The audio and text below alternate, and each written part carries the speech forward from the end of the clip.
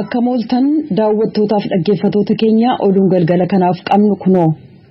Ofiisaa adda bilisa baasaa Gambeelaa jechuun kan of waamuuf hoogganaa kataan obbo Zang Duweer mootummaatti harka kennatan jechuudhaan waajjirri sekretariyaati Gambeelaa beeksisee jira. Obbo Zang kana dura waamicha nagaa naannoon sun dhiyeesse taansuudhaan karaa hoogganoota gosoota naannootiin karaa nagaa qabsaa'uu filataniiru jechuudhaan hoogganaan waajjirichaa obbo Ugeetoo Odiing raadiyoo sagalee Ameerikaaf ibsaniiru. Zang qabsoo hidhannootti kamakaman bara 2013 ta'uu obbo Ugeetuun ibsanii jiran.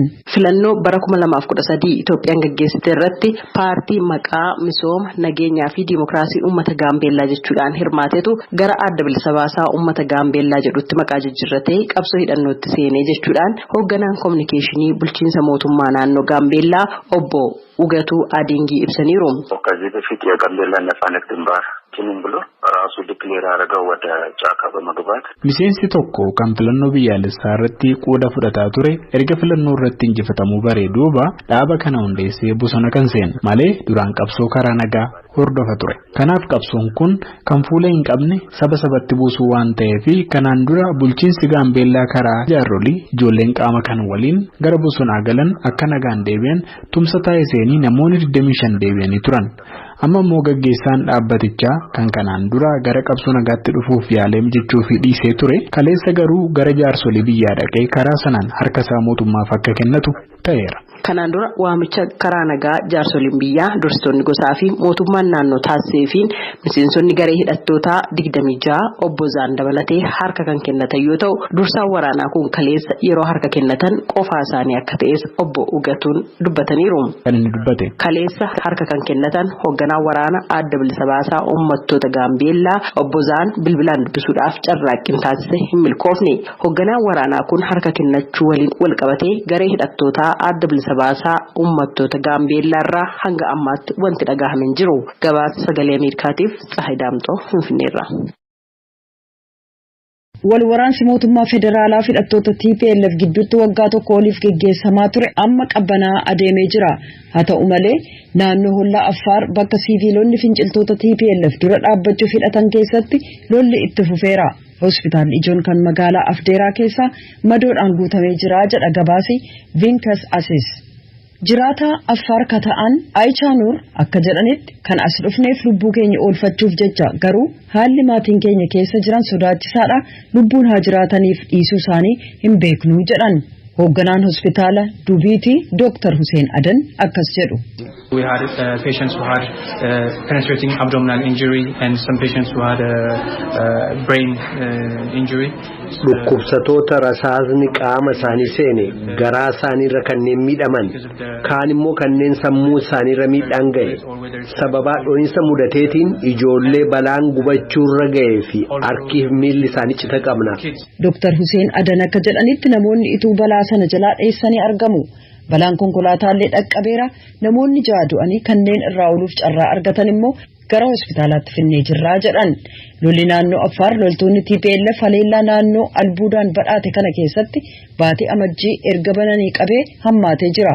Siviilonni hanqinni deeggarsa mootummaa waan jiruuf jecha TPLF lolichi gara magaalaalee naannichaa hanga tokkotti fide jechuudhaan komee dhiyeessu. Godina Horroo Guduruu Wallaggaa aanaa Abijaan Gorgandeen Boomaa Gaallisaaf carruu keessaa baatilee 8 dura qeerraa buqqaanii naannoo Oromiyaa Finfinneetti komee dhiyeeffachuuf deddeebi'aa akka turan ta'uu kan ibsan buqqaatonni ammayyuu rakkoo keessa jiraachuu isaanii dubbatu. Shawaa Kaabaarraa ka'anii kaleessa godina Arsii Asallaa aanaa Marsii magaalaa Abboomsaatti kan argaman ta'ullee ibsanii jiru. Bakka bu'aa buqqaatotaa ta'uu kan dubbatan obbo Dastaa namni jedhaman waggoota 18f qe'ee keessa jiraatan gadhiisanii akka ba'an taasifaman bara 2013 ta'uu ibsanii amma bakkaa bakkatti deemanii ka jiraatan ta'uu dubbatan. Waajjirri nagaaf nageenya magaalaa Finfinnee kana laalchisuun ibsa baaseen buqqaatonni kun Finfinnee erga ga'anii qabee deeggarsa gochaa fi ka jiru ta'uu ibsee mootummaa naannoo Oromiyaaf komishina ittisa balaa biyyoolessaa waliin ta'uudhaan qubsuma yeroo fi mijeessaa turuu fi beeksisee jira. Kan dhaggeeffataa jirtan sagalee Ameerikaa sagantaa afaan Oromooti. Raashaan kamisa har'aa ganama Yuukireen irratti haleellaa raawwachuudhaan magaalaa galma mootummaa Kiiviin dabalatee magaalaalee Yuukireen 6 ol irratti haleellaa misaayilaa gaggeessitee jirti. Hoogganaan Raashaa Vilaadimiir Puutiin biyyoonni kabroon jidduu akka hin seenne yoo akeekkachiisan michoonni Yuukireen warreen gama dhiyaa haleellaa Raashaa balaaleffachuudhaan deeggarsa qaban ibsanii uggura marsaa haaraa cimaa kaa'uudhaaf waadaa seenaniiru. Puutiin haasaa televiziyoonaa irratti dhiyaachuun dhageessisaniin doorsisa Yuukireen kan ittiin jedhaniif deebii kennuuf jecha Yuukireen gama bahaa keessatti duula waraanaa eegaluu isaanii beeksisan. Kanneen naannoo Doombaas keessaa tarkaanfii kana kan morman daafuu hamaa arganii hin beekne kan isaan eeggatu ta'uu Puutiin akeekkachiisaniiru. Pireezidaantiin Yuukireen Volodimiir Zeleniskii akka jedhanitti humnoonni Raashaa caasaalee waraana Yuukireeniif waardiyyaalee daangaa irratti haleellaa raawwatan jedhan. Mootummaan guutummaa biyyattii keessatti seera hooggansa waraanaa gadhaabe. Uummatis tasgabbaa'ee mana akka turu gaafataniiru. Rifaatuun hin jiru, nuti cimoodha, waan maraafuu qophoofnee jirra, eenyuun iyyuu ni injifannaa, sababiinsaas nuti Yuukireenii jedhan Zeleniskiin. Шановні громадяни України, сьогодні вранці президент Путін оголосив проведення спеціальної seera hooggansa waraanaa naasuutu mudachuuf jira. Ijoollee kana eessan dhoksa? Qubsumni hin jiru, homtuu hin jiru, bakki isaa dirree ifaadha, eessan dhaqa jedhan. Boodarras Yuukireen hariiroo dippiloomaasummaa Raashaa waliin qabdu kutuusee beeksistee jirti. Yuukireen sababa nageenyaaf akkaan sodaachisaa waan ta'eef jecha samii ishee balalii imaltootaaf cufuu har'a beeksistee jirti. To'attoonni aviyeeshinii Awurooppaallee sababa waraansi gaggeeffamaa jiruuf naannolee daangaa Raashaa fi Beelaaruus irra balali'uun sodaachisaa ta'uu akeekkachiisaniiru. Pireezidaantiin Raashaa Vilaadimiir Puutiin Yuukireen gama bahaa keessatti kamisa har'aa duula waraanaa labsanii jiran. Tajaajilli dhaaba daandii balalii Yuukireen marsariitii isaa irratti maxxansuudhaan samiin balalii biyyattii balalii siviilotaa maraaf har'aa qabee cufamuu isaa beeksisee jira. Tajaajilli to'annoo balaliis har'a hojii rarraasuu isaa beeksiseera. Dhaabbati nageenya aviyeeshinii gamtaa Awurooppaa samiin balalii Raashaa fi Beelaaruus hanga kiiloomeetira 185 Yuukireen waliin waldaangessutti xayyaaraaf balaa ta'uu mala jechuudhaan beeksisee jira. Xayyaarawwan siivilii beekaa yookaan adda baasuu dhabuudhaan irratti fuulleffatamuu danda'a jechuun illee akeekkachiisee jira. Oduun galgala kanaaf qabnu kanuma.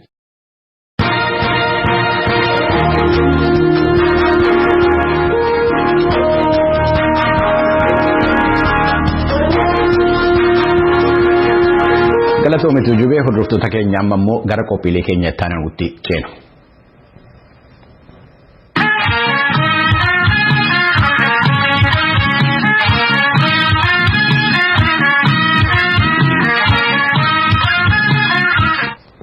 Godinaalee Baalee Bahaa fi Lixaa keessatti rakkina hongee uumameen namoonni 600 oli beelaaf saaxilamanii beelladoonni 47 oli immoo akka du'uu isaanii odeeffannoon godina Baalee irraa arganne ibseera. Addis Chokkolee namootaan dhimma kanarratti dhiyeenya qabanii haasofsiisuudhaan gabaasa itti aanu qindeessee jira, akkanatti dhiyaata. Godina Baalee Lixaa keessatti sababa hongee uumameen beelladoonni 46 ol du'anii kan 10,000tti lakkaa'aman immoo akka dadhabaa jiran odeeffannoon godinicharraa argame agarsiiseera. Itti gaafatamaan dhimma horsiisee bultoota godina Baalee Bahaa obbo Amiin Aliyyi akka sagalee Ameerikaatti himanitti beelladoonni lubbuudhaan jiran akka hin duune waan danda'ame hundayyuu gochaa jiru. 5 ወረዳዎችና በሁለት ወረዳ ክፍል በተለይ በግኒርና ጎሎቻ የሚባል አለ በከፊል ደጋማ ወረዳ rakkoon kun kan uumame aanaalee 5 fi gamtokkee aanaalee 2 keessatti keessumaa Ginniirii fi Gololchaa keessatti akkasuma waliigalatti beelladoonni 46 ol du'aniiru. Warreen lubbuun jiranis immoo margaaf nyaata barbaachisaa ta'e dhiyeessinee gargaaraa jirra. Wanti yeroo ammaa argaa jirru akka sodaannes miti. Akka obbo Amiin Aliyyi dabalanii himanitti balaa hongee kanaan kan miidhamaa jiran beelladoota qofa miti. Godina Baalee Bahaa keessatti namoonni 600 fi 51 fi 662 beelaaf saaxilamanii jiru. Akka obbo Amiin sagalee Ameerikaatti himanitti namootaan beelaaf saaxilamanii fi gargaarsi midhaan nyaataa taasifamaa jira. Gargaarsa yuunivarsiitiin Harommayaa godina Baalee Bahaaf ramadee qabatanii dursaa garee yuunivarsiitichaa ta'uudhaan gara godinichaa kan deemanii turanii fi dhimma horsiisee bultootaa irratti qorataa kan ta'an obbo Muhammad Muusaa beelladoonni hedduun bakka ciisanii ka'uu dadhabanii yeroo namoonni kaasuudhaaf yaalan akka argan dubbataniiru. ከብቶቹ ውሃ የላቸውም። ውሃ የነበራቸው ውሃዎች በጣም ደርቀዋል።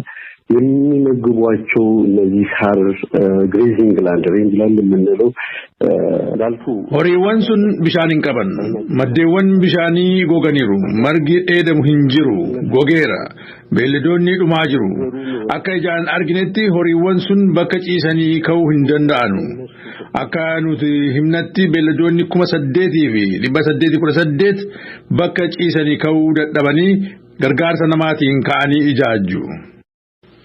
Godina Baalee Bahaa aanaalee gammoojjii 5 keessatti guutummaadhaan aanaaleen 2 immoo gamtokkeen isaanii hongeedhaan akka miidhaman godina Baalee Lixaa keessatti immoo aanaaleen 4 gamtokkeen isaanii balaa hongee kanaan miidhamuu isaanii odeeffannoo itti gaafatamaa dhimma kominikeeshinii godina Baalee Bahaa obbo Daawit Abdirree biraa argamerraa beekameera akka gabaasni Addis Tokkol jedhutti. Hongeen godina Baalee Bahaa keessatti uumame kuni waan bubbule ta'uu isaatii fi xiyyeeffannaan kan itti kenname garuu dhiyeenya kana akka ta'e obbo Amiin Aliyyii itti gaafatamaan dhimma horsiisee bultootaa godinichaa dubbataniiru. ቢያንስ ወደ 1 ዓመት አካባቢ ዝናብ ዘነበ ጊዜውን ጠብቆ 2 ጊዜ ነበር የሚዘንበው ነበር ቦካን ወጋ ኬሳ ወቅቲ ለማሮቡን እረቱሬ ይወጥናትናን ነው ወጋ ተኮቲፍ የሮሳ ኤገቴ ሂሮምኔ ሆርዶፋ ቱሬ ቃማ ድምጭ ላለቱትስ ቤክሲስኔ ቱሬ ዱርሲኔ ከሮርፈኔ ቱሬ ኢቱ ጥየፈናን ኢቲን ከነሚን ቱሬ ጀለማን ዱራ ከን ቃማ ሞቱማን ድሚ ሰላለቶጅን አከ ጥየፈናን ከነሙፍ ከንታዝኔ karaa gargaarsa namootaatiin haalli gaariin jiraatus beelladootaaf garuu haalli nyaataa fi bishaan dhiyeessuu ammayyuu rakkisaa akka ta'e kan dubbatan obbo Amiin biiroo bishaanii naannoo Oromiyaa wajjiniin mari'achuudhaan bishaan konkolaataa baatu yookiin bottee kireeffachuudhaaf yaalanus botteen kireeffamu waan gabaarraa dhabamee fi milkaa'uu akka hin dandeenye dubbataniiru.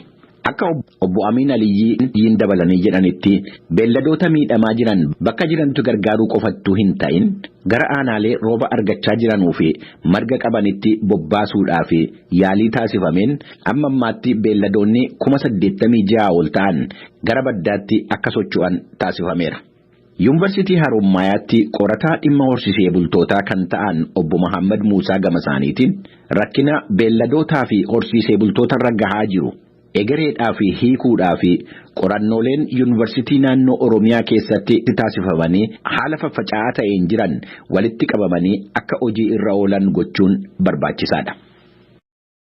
Pastoral transformation የሚል ትልቅ ፕሮጀክት በኦሮሚያ ውስጥ ባሉ ዩኒቨርሲቲ ቀርጸን በ5 ዩኒቨርሲቲ Basic pastoral transformation yookiin immoo ce'umsa bu'uura horsiisee bultootaa kan jedhamu piroojeektii guddaa yuunivarsiitota Oromiyaa keessa jiran keessatti qopheessine yuunivarsiitota 5 yuunivarsiitii Madda Walaabuu, yuunivarsiitii Harommayaa, yuunivarsiitii Odaa Bultum, yuunivarsiitii Arsii fi yuunivarsiitii Bulee Horaa keessatti hojjetamaa ture. Ammas horsiisee bultoota kana akkamitti jireenya isaanii jijjiira waan jedhu irratti hojjechaa jirra. Yeroo ammaa gaanfa Afrikaa keessatti roobni yeroo isaa eeggatee waan hin roobneef horsiisee bultoonni miliyoonii 13 ta'an rakkinaa fi saaxilamanii jiru. Itoophiyaa keessatti godinaawwan Baalee lamman dabalatee godina Booranaa fi godinaalee ollaa Booranaa warreen naannoo uummata kibbaa keessa jiran akkasumas naannoo Somaaliyaa godinaalee 9 keessatti waan hongeen ammaateef beelladoonni 100,000 lakkaa'aman dhumuu isaanii gabaasni Addis Tokkol hubachiiseera. An Bafqaaduu Muradaati.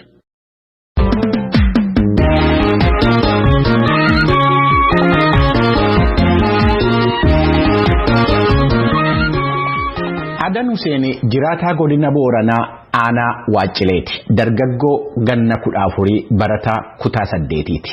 Dhiyeenya kana baalfa irraa baayoogaazii qopheessuudhaan namootan ganda isaa keessa jiran 8 ibsaa akka argatan taasisee jira.